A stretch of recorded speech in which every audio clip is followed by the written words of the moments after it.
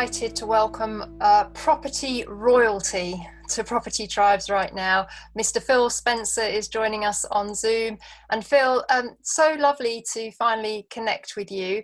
And, you know, we're on this call at such a time of change and so much uncertainty in the property sector. So straight off the bat, I'd just love to hear your thoughts on how COVID-19 and lockdown and all the ensuing economic challenges are going to impact the property sector. Nobody knows is I think the real answer, and unless we read the press and we listen to the news, but that's all opinion. And everyone's got a different opinion. The truth of the matter is nobody yet knows, because I think we won't know, not for another few months. There have been some excellent government supportive measures, both for landlords, for tenants, for purchasers. They've been brilliant, but they are temporary, and they've done their job. And right now, as we talk, there is quite a lot of activity in the market, and I believe that is pent-up demand, because we came out of, back end of last year, or in fact the last few years, hasn't been easy, because there's been Brexit looming, and then we had the election. So there was an awful lot of reasons for people to sit on the fence, and sit on the fence they did, rightly so. But beginning of this year, it was all guns blazing. There was a lot of activity, and then of course we hit March, and everything stopped. And we didn't have a housing market for 2 months. It was in what I've called suspended animation.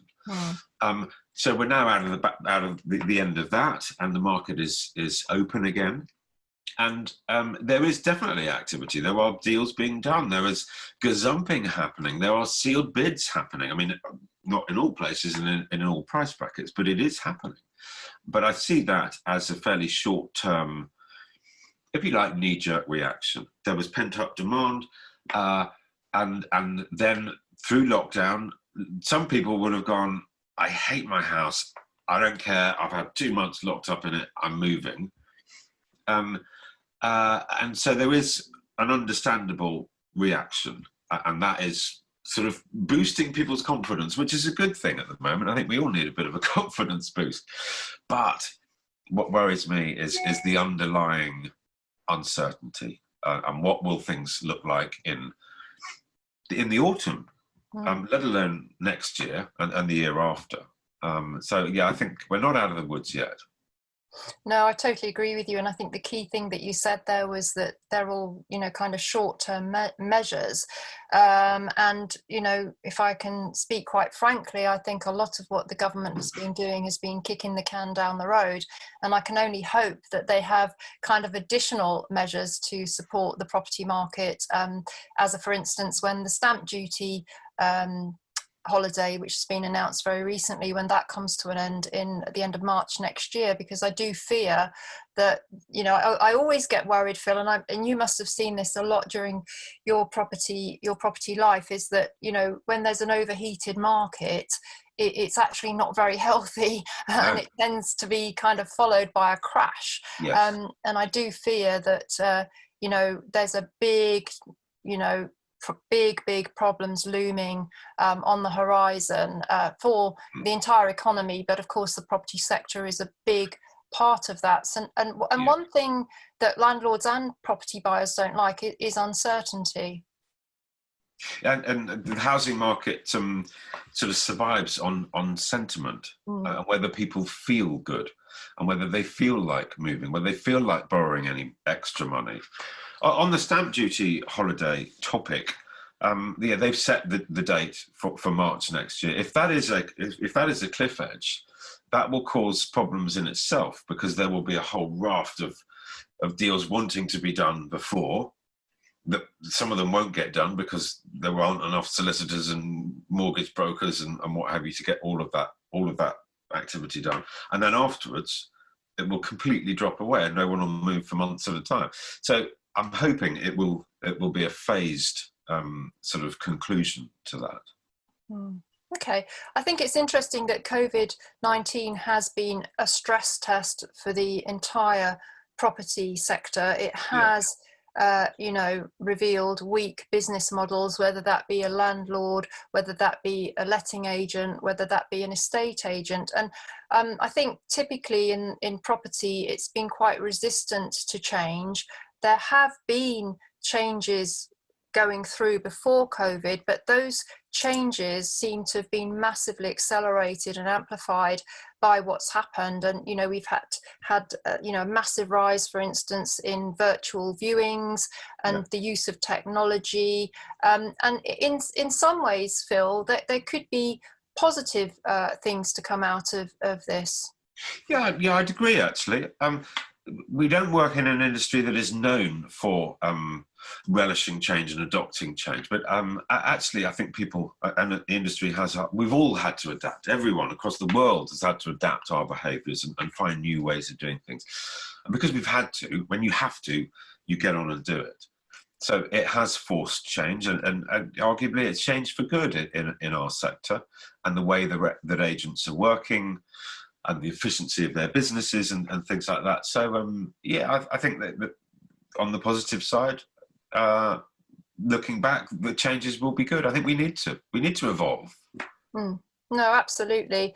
I think also in terms of kind of trends and changes, obviously your TV program was called Location, Location, Location. I don't expect that to change, but in terms of what people are looking for, that location is really, really important. But I expect it to actually become more so in some cases. We're hearing of trends of people moving out of cities and into the country because they've now realized that they can work from home, and employers are at least allowing maybe 2 or 3 days a week at home. And I think we'll see changing tenant priorities as well. You know, we're already hearing of tenants looking for properties with a garden, with close to outside space, with a home office, and also a massive rise on the portals of people looking for landlords who will accept pets. And I think this could be a kind of reaction that, you know, certainly during the lockdown, my 3 cats were a great, you know, comfort to me. So I think location, Phil, it's still going to be massively important, but we will see some shifts. It's the kind of environment around the location is going to be more important, or certainly more on people's mindsets. One thing that is very much likely to change is the relationship between commutability and value. And in the past, a lot of houses sort of within commutable distance of the major metropolitan areas, their value is set almost, or to some extent, by the length of time of the commute. And actually, I think it's not gone out of the window, but it's massively diluted. Because people have worked from home, as you say, and employers can see that they're being just as productive. They're happier because they've got a better work-life balance. And if they only have to go into their office once or twice a week, then actually the distance, the total time journey of the daily commute, the daily grind isn't as relevant. So actually, it's probably good news for houses that in the past have been just out of commuter distance and therefore had their value suppressed. I think that they're probably in a good spot now. Almost as sort of in opposite, flats and houses in towns, people want to live in a town because of all the things that they can do, and there's clubs and bars and restaurants and culture and museums and concerts, and that's why you pay big money to live in a tightly confined urban space, because you've got all those facilities and amenities on your doorstep. I get that, but actually, if your ability to use and enjoy those facilities is going to be restricted in the years ahead, then are people going to be willing to pay top notch to live close to them? Probably not, I think. And then they're going to think, well, actually, if I'm working from home, I might as well move a bit further out and have a different environment around me. So it'll be a really interesting process, and it'll take years for us to kind of see the effects of what the last few months has done to the housing market. No, I think you're right. We're just in the very, very early stages of the kind of fallout from Yeah. lockdown, which I think we both agree is going to be quite significant, and drawn out. If we could turn specifically to the London market, Phil. London is, I'm sure you'll agree with me. It's a very individual market, very unique, stands apart from the rest of the UK. Very often what happens in London can kind of filter out into the environs, but is London going to become a ghost town, or are we still going to sort of see people wanting to live in the capital, do you think? Very good question. London is a global city. And as a global city, its housing market is massively affected by the global economy. And it's had huge overseas investment. That's what's driven house prices in the capital. You're absolutely right. The capital is the engine for the rest of the country's market, and what tends to happen in the capital reverberates gradually out across the country. So if we have to assume right now that there is no overseas investment coming into London, whether that will change remains to be seen. London is a very safe, well, traditionally from our foreign investors, it's seen as a brilliant place to invest. It's safe. It's culturally interesting. It's it's sort of geographically, and its time zone is really good. So that's why it's attracted so much money from so many different parts of the world. If that dries up, what then happens? As you say, Londoners can't afford to live in London. It's an extremely expensive place to want to try and buy property. And there were times during lockdown, I'm told, that you could have walked through parts of Belgravia or Knightsbridge, and it was all black. There wasn't anybody because they were all at home in other parts of the world. I think that's a sad state of affairs. It's really sad for our capital. What you can do about it, I'm not quite sure. But it would be nice to feel. I mean, it's going to shake things up. Whether it'll shake things up long term or not, I don't know. It's still a wonderful city. I loved living in it for 25 years, but my house made far more money than I ever did whilst I was living there for 25 years, and I didn't pay tax on what I sold the house for. So it did me very, very well, and it's done an awful lot of people very well. But I don't think I'd fancy being a graduate now. Actually, I wouldn't fancy being a student now at all, because it's all online learning. But I feel for young graduates who are trying to get their first job in London, and where they're going to live and how much is it going to cost them. That's tough. Well, as you say, so much to unfold there. Yeah. I wish we all had a crystal ball, but unfortunately we don't. And certainly, one thing I do always hold on to is that we live on an island, and it's a very popular, very special part of the world. We have an increasing population, and we don't build enough houses. If you look at the stats across, we never ever have hit the government target for numbers of new builds in all the 25 years I've been following the housing market. So we have an inbuilt shortage. You then stop to appreciate that people are leaving home earlier, getting married later, living longer, and we've got immigration. That in itself, it means we have more demand than we have supply, and that's not going to change. So markets are driven by supply and demand. Long term, I believe prices can only rise. Whether people will have the confidence or the sentiment to borrow money and invest in it is a different matter. But at the moment, with low interest rates, money's pretty cheap. And if you're in it for the long term, then I think it's good news. But you do have to be a lot more strategic and kind of cautious about what you're doing nowadays. No, I agree. I think the other side of that is also that lenders are willing to lend, and actually, the lending community has come back very quickly from the COVID-19 lockdown, and we've just heard today that Nationwide are offering a 90% loan to value mortgage for first-time buyers with a lot of terms and conditions attached. But access to finance is very important to hold the market up as well. So far, I think lenders are reacting well. They are reducing loan to value a little bit across buy to let, but I think that's healthy. They've got restrictions on themselves after the financial crisis of how much they can lend and to who. That's to save them and indeed to save us, because us taxpayers had to bail them out before. We don't want to be doing that again. It's a difficult one. They're in business to lend money. They want to lend money, but they also need to keep themselves and us safe. From the kind of overexposure. It'll be interesting to see how that pans out. There is a lot of call, as you say, for smaller deposits, but in this market, would I be getting as big a mortgage as I possibly can with a smaller deposit as I possibly could get away with? I'm not sure that's a healthy thing to do at the moment. No, I agree with you. Certainly at Property Tribes, we're kind of advocating around 60% loan to value for buy to let. You do need a buffer, you do need cash reserves, and you do need bigger margins than pre-COVID-19 as a landlord. That is 100% for sure, in our opinion.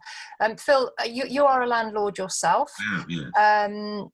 What are your thoughts on landlordism going forward, and for somebody that is thinking of starting out, do you still believe in buy-to-let investment? I do very much, if it's a long-term play. If you buy the right thing, the right product at the right price, and you are well, certainly what my approach has always been, I've targeted specific types of tenant. And I've done that quite deliberately, and I've bought the type of property that I believe that tenant is looking for in the area that they want it, at the price, at the rental price that they can afford. So that's worked for me.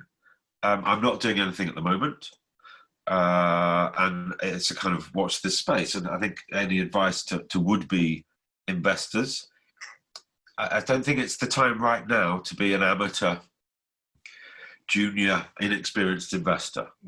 Having said that, there will be opportunities out there, and if you're feeling brave, fortune favours the brave, then jump in. But it's because it's a time of uncertainty and change. I think my advice would be just let's have a watch. And understand that watch the market, get your advice, get all your ducks in a row, talk to people. Look at Property Tribe, look at my website, MoveIQ, and just gather information and bide your time. Indeed. Well, very sound advice as always. I wanted to mention MoveIQ, Phil, because this is your resource mostly for first-time buyers and homeowners, but you're starting to introduce more landlord-related content into that, and I'm very delighted that I've been a guest on one of your webinars. So thank you so much for including me. But essentially, I think there is so much free information out there, like Property Tribes, like MoveIQ, and all the other good resources out there, Facebook groups, the National Residential Landlords Association, which we certainly advise people to join and act in a professional manner. But tell us a little bit about MoveIQ, because I think I know the government is very, very keen on good quality consumer advice in the property sector. Were you kind of meeting that kind of demand? In a roundabout way, yes. I had a home finding business, which is how I got involved in the television, because they came to me because I was looking after the interests of people going out purchasing. And we looked after a fairly small number of people. We gave them a very hands-on, bespoke service, and we charged them quite a high fee. But I always believed that at some point technology should enable me to offer a good level of advice and good level of guidance to a far wider audience. So that was the thought process. It was a long time coming, but actually some of the information that we've got on the site now is all, yes, to benefit the consumer. It's a kind of murky world, the property, and it is quite hard to find objective, honest advice. There's lots of people that give you advice, but many of them either sell houses or want to lend you money, or write for newspapers. So I wanted to have a really independent resource that had as much information as I could possibly get on there. And what I've tried to do with the MoveIQ site is anything that anyone's ever asked me over 25 years, what do I do if this happens? What do I do if that happens? How do you choose that? How do you solve this issue? Then we've got an article or a podcast or a YouTube video on that topic. So it is designed to be a kind of one-stop shop for people to go to and find out things. I'm very conscious that it's a big decision buying a property, or even renting a property nowadays is a big decision. And there's a lot of hoops to jump through and regulations to understand, and you need help. And it's not something that people do frequently. Even if you've moved house 4 or 5 times, it doesn't actually make you experienced at doing it. So I've tried to incorporate that kind of that feeling and that level of advice across the site and everything that we do. Well, that's fantastic, and we will put a link to MoveIQ, Phil's resource, underneath this video. I guess as we kind of wind this up, Phil, you know, we've had a lot of amateur landlords in the space. It's become more challenging for all landlords in the last 5 years due to more regulation, legislation, you know, onerous tax regime, etc.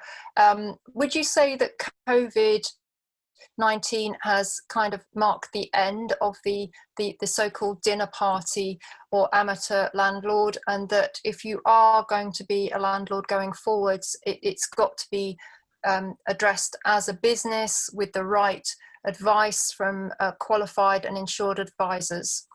I wouldn't actually say that COVID-19 has been the conclusive factor, but I completely agree with you. Actually, I think the dinner party landlord, I quite like that term. I think that the end of that was probably a few years ago. Okay. Because, as you say, the regulations are now they're not extreme, but they're complicated, they're intricate. And to dip your toe in half-heartedly with not really a grasp of it, you can't do that anymore. Or actually, you pay somebody, you can pay a management company to do it on your behalf, but that in itself removes quite a slice of a dwindling margin, because you've got the difference in tax. I think I completely understand what the government have tried to do is in tightening the tax implications for landlords. I get it. The idea behind it was to reduce the numbers of investor-owned property, because they were buying up what would typically have been bought by first-time buyers, and that removed a section out of the market. So a lot of 2-bedroom flats are no longer in the natural sort of market cycle. They're gone. So the thought process was good. Let's make it harder, make it not as attractive for landlords, and then the idea would be that it would ease the situation. More first-time buyers would be able to buy those flats. Actually, what happened is there's less investor-owned flats, which means those people wishing to buy are currently living in rented, and rents are going up because there's greater demand. And at the same time, unfortunately, the banks were requiring larger deposits, so it became ever harder for those potential first-time buyers to save up and buy a flat. Rents were going up, deposits were going up. It's chicken and egg, and I think perhaps the powers that be got that one a little bit wrong, and the tax implications on investor-owned properties are well, they've come at the same time as all the regulations as well. So it's been a torrid few years for landlords, and I say that as a landlord myself. It hasn't been easy, but I am in it for the long time. I'm not going anywhere. I've got no. To be perfectly honest, people worry about the ups and downs of the housing market. From my own personal selfish perspective, looking at my portfolio, it's of no interest. If if the rents are covering the mortgage payments and the maintenance and paying a few fees, happy days. I'll come back and look at them in 15 years' time and see what we're going to do there.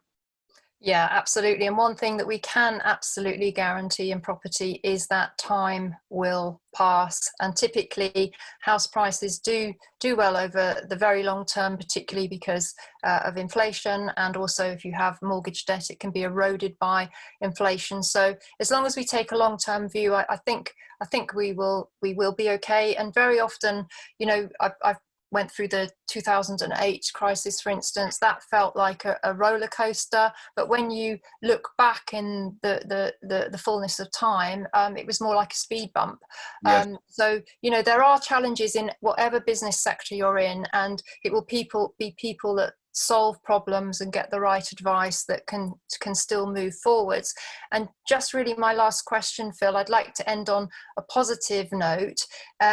We've said that, you know, there's always a silver lining in property. It's certainly, I've found that properties always come up trumps for me. And I know obviously you're very, very, you know, invested in it as well with buy to let, etc. So just to end on a positive note, do you have a view where the opportunities may lie for landlords going forwards? Is it a case of, you know, putting yourself into your tenants' shoes, thinking what do tenants want post COVID-19? I think you, as a landlord, you should always put yourself in the tenant's shoes. Yes. What are they looking for? How much money have they got? What are they prepared to spend? You've got to look after them. It is a relationship. And perhaps some people have lost sight of that a little bit, but COVID-19 has certainly put that back into the forefront. A landlord and a tenant should be pushing in the same direction. Tenant wants somewhere to live, he's prepared to pay rent for it. Landlord, you know, it should be a relationship that works. And oftentimes that hasn't been the case, but I think over the last few months, or I hope, people have learned to communicate, be honest. If you've got issues, you've got difficulties, challenges, and many of us have had over the last few months, then open up and discuss it and find a way through together. One thing that we may come across, and I would like to see, is longer term tenancies. Mm-hmm. We have the very standard short hold tenancy of 12 months. Actually, tenants, I think, would relish much more security. 5 years, 10 years, what's wrong with that? And actually, I know you've got investment properties that you've owned for a long time. Yeah. Landlords, landladies, they also want security of tenant. And if the tenant's going to be there for 5 years, then, you know, that's a good place. That's a nice place to be. If a tenant's going to be there for 5 or 10 years, and they know that, they've got confidence in that, then they might put a new kitchen in, they might put a garden shed in, they might redo the bathrooms. So I think that's an area that perhaps needs a bit more. I'd like to see it developed. It is developed in other parts of the world, but we don't seem to have grasped it here. So it would be nice to see. Well, I think I'm going to take a tip from that, Phil, and say that when landlords are advertising their properties, one USP they might like to put into their advertising is that they are a professional landlord and the property is available long term, because I agree with you. I think tenants do worry about insecurity and that the landlord may be thinking about selling up in a year's time or something. So as you said, I have been a landlord myself for 17 years. I've got no intention of exiting at the moment or selling any of our stock. And I, you know, like you said, I want tenants that are going to put down roots.